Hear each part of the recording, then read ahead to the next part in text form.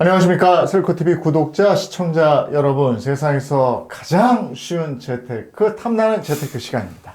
네, 안녕하세요. 탐나는 재테크의 배우 정혜원입니다. 반갑습니다. 네, 반갑습니다. 오늘은 부동산 얘기할 건데요. 부동산 시장에 대해서 얘기를 구체적으로 한번 나누려고 합니다. 요즘 정말 모시기 힘든 분이에요.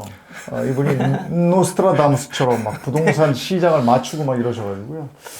한번 꼭 얘기를 듣고 싶었습니다. 얼른 인사부터 드리고 본격적으로 얘기 나누도록 하죠. 네, 아파트 사이클 연구소의 이현철 소장님 모셨습니다. 어서 오세요. 네, 안녕하세요. 네. 네, 반갑습니다. 반갑습니다. 8월 전세 대란 얘기할 때 네. 그때 그러셨어요. 8월 전세 대란은 없다. 네. 이렇게 과감하게 말씀을 하셨는데 그런 남다른 인사이트를 가지게 된 비결은 뭡니까? 일단 그 다른 전문가분들이 이제 8월 전세 대란을 말씀하실 때 이제 중점적으로 얘기하신 거는 이제 임대차 3법 때문이다. 이렇게 이제 말씀을 하셨거든요. 그러니까 이제 그분들이 주요하게 말씀하시는 거는 임대차 3법 자체가 문제이기 때문에 2년씩 만기가 오는 거잖아요. 그러면 만기가 올 때마다 그 제도에 따른 부작용이 반복할 것이다. 이렇게 이제 보신 거거든요. 근데 저는 제도에 따른 문제점은 크게 별로 아주 심각하게 나타나는 문제는 아니다라고 생각을 했고, 다만 제가 임대차 3법 적용하는 시점에 강한 반대를 했었습니다. 네. 그게 뭐냐면 제도 자체는 크게 문제가 없는데 이 아무리 좋은 제도라고 하더라도 적용하는 시기가 중요하다. 예.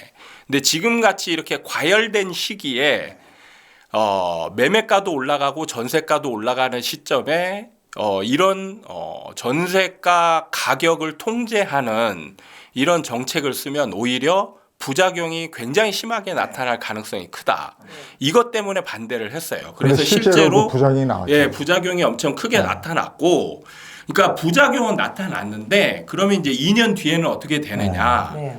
안정을 찾는 거예요. 예, 부작용을 그냥 우려해서 제가 반대를 했던 거지. 제도 자체의 문제점은 사실은 뭐 약간의 임대인한테도 문제가 있고 임차인한테도 약간씩의 문제가 있지만 어쨌든 적용할 만한 그런 제도이기 때문에 이제는 부작용이 이제 없는 만기를 맞이할 거라고 예상을 했기 때문에 저는 이제 그 부분을 다르게 생각한 거죠. 그러니까 다른 전문가분들은 제도 자체의 문제점이 있다.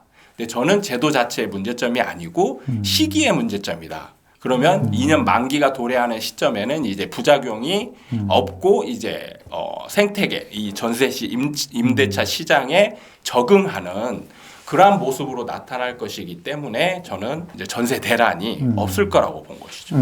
어쨌든 그때 아이러니하게도 네, 임대차 3법을 적용받지 않은 전세 물량은 값이 치솟았었잖아요. 네, 그렇죠. 근데 거기서 이제 다시 갱신계약권 쓴 거기는 5%밖에 못 올렸잖아요. 네, 그 물량이 이제 지금 돌아오니까 네, 오히려 그렇게 된 전세 매물은 그냥 그 가격대로 내놓으면 된대요. 네, 근데 올라버린 거. 예, 예. 이건 지금 집주인이 오히려 힘들어진 이런 그렇죠. 상황이 지금 돼버렸어요. 역전세난이 네, 지금 생기는 그렇게 돼버렸더라고요. 상황이죠. 네. 네. 근데 이전에 출연하셨을 때 예상하신 내용들과 현재 네. 좀 달라진 점이 있을까요, 그러면? 전에는 제가 2022년 같은 경우는 정체기로 말씀을 드렸을 거예요. 네. 이제 실제로 근데 지금도 시장에서는 정체기의 모습들이 굉장히 많이 남아 있습니다.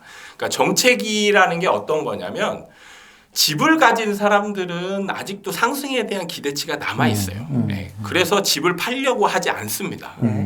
그래서 지금 실제로 보면 강남권역이나 좀 사람들이 선호하는 지역에서는 호가를 안 내리고 네. 버티고 있는 아파트들이 네. 수두룩해요. 네. 그런데 이제 매수자들은 그 전에는 상승장에서는 쫓아갔거든요. 네. 그런데 이제 정체기로 돌입하면서는 쫓아가지 않아요. 예, 그래서 아예 이제 매수 행위를 거의 멈추거든요. 그래서 필연적으로 나타나는 게 거래 절벽입니다. 예, 이건 이상한 현상이 아니고 상승장 폭등을 이제 겪고 나서 상승장을 마무리할 때 전형적으로 나타나는 이제 일반적인 행태예요. 문제는 이제 제가 예상하지 못한 부분이 이제 금리에 네. 엄청난 속도로 급격한 인상. 네, 네. 급격한 인상.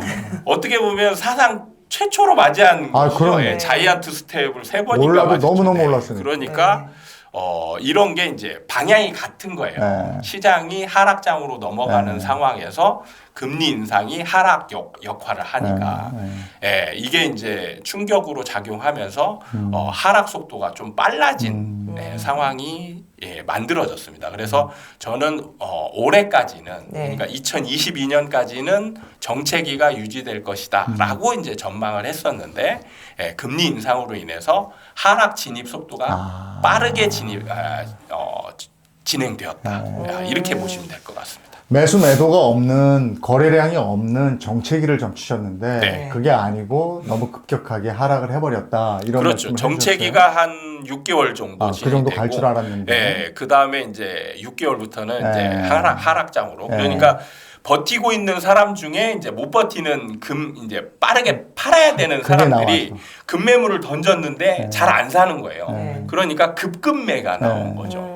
예, 그로 인해서 이제 하락 지수들이 네. 높아지는 급격히 빨라졌다 그런 상황이 말씀이신 거죠? 만들어졌습니다. 네. 제가 보니까 그 강북의 일부 지역, 그다음에 네. 수도권 지역, 그리고 특히나 많이 떨어진 게 송파, 헬리오시티 같은 경우에 많이 떨어졌더라고요. 네, 네, 맞습니다.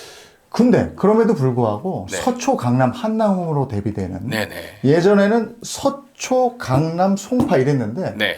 요즘에는 그냥 경부선 노선을 따라서 서초, 강남, 한남 한남. 이렇게 얘기해요. 네. 여기는 안 떨어진 것 같은데. 네. 그러니까 지금도 제가 아직도 정체기의 네. 그 현상이 남아 있다라고 표현하는 게 그래도 부심이 있는 네. 부심이 있는 아파트들 같은 경우는 매도자들이 네. 버티는 현상이 강한 거죠. 네. 그런데 문제는 이게 똘똘한 한 채 아니면 그 지역이 좋은 지역은 안 떨어지느냐 이 부분은 아니라는 거예요. 그러니까 왜냐하면 옛날에 떨어질 때 떨어지더라고. 주도권의 문제가 상승장에서는 매도자들이 안 팔고 버티면 네. 호가를 올려놓고 버티면 결국에는 매수자들이 쫓아와서 샀단 말이에요. 네. 그러면서 신고가들이 이렇게 계속 연일 벌어지면서 가격 상승이 이어지는데 상승을 멈추고 정체기로 넘어가면서 하락장으로 진입하게 되면 네. 시장의 주도권이 매수자 우위의 시장으로 바뀌어요. 네. 그렇게 되면 뭐가 문제냐면 매수자들은 이제 동참하지 않아요. 동참하지 않고 매수자들도 버티는 거예요.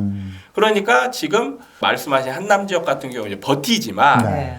여기서 이기려면 매수자가 쫓아가 사야 되거든요. 그렇죠. 근데 매수자들이 지금 안 사고 있거든요. 그러니까 거래 절벽이 생기는 더 떨어질 거예요. 것 같으니까 안 사는 네, 거예요. 그러니까 호가만 지금 버티고 있는 중이에요. 근데 다른 지역이 다 떨어졌기 때문에 매수자들이 굳이 이 지역을 쫓아가 살 필요가 없는 거예요. 지금 주식시장으로 뭐 이렇게 부동산 시장으로 돈이 안 가서 그렇지. 네. 지금 뭐 금리 5.8% 주는 예금 상품이나 네, 뭐 네. 이런 거 보면 돈이 막 뭉치돈이 몰리거든요. 네, 맞습니다. 이 돈이 언제든지 상황 전환할 수 있는 거 아닙니까? 맞아요. 맞습니다. 맞는데 문제는 그 돈이 움직이는 거는 상승장으로 갈 때 움직이는 거예요. 갈 때 보고 있다. 네, 그러니까 그 돈이 움직여서 상승장을 만드는 게 아닙니다. 네. 상승장으로 먼저 가야 그 돈이 그쪽으로 움직이는 거거든요. 여기서 이제 주의해야 될 게 뭐냐면 많은 분들이 돈이 많으면 네. 그리고 선호하는 지역이니까 돈이 많은 사람들이 그 지역을 사서 다시 올라갈 것이다. 이렇게 얘기하는데 그 부분은 잘못된 분석이에요. 아니 그래도 우리가 주식할 때도 보면요. 네. 한 마이너스 40, 50 떨어지면 네.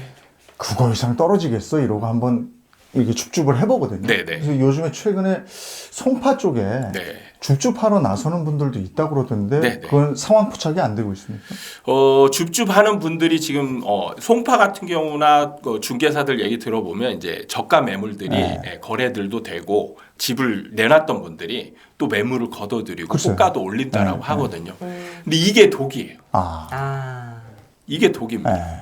그러니까 매도자들이 가만히 있으면 올라갈 수 있어요. 근데 매도자들이 아직 심리가 제가 남아 있다라고 했잖아요. 그러면은 이 매도자들이 어떤 행동을 하냐면 매수자들이 조금만 매수 행위가 달라붙는 것 같다.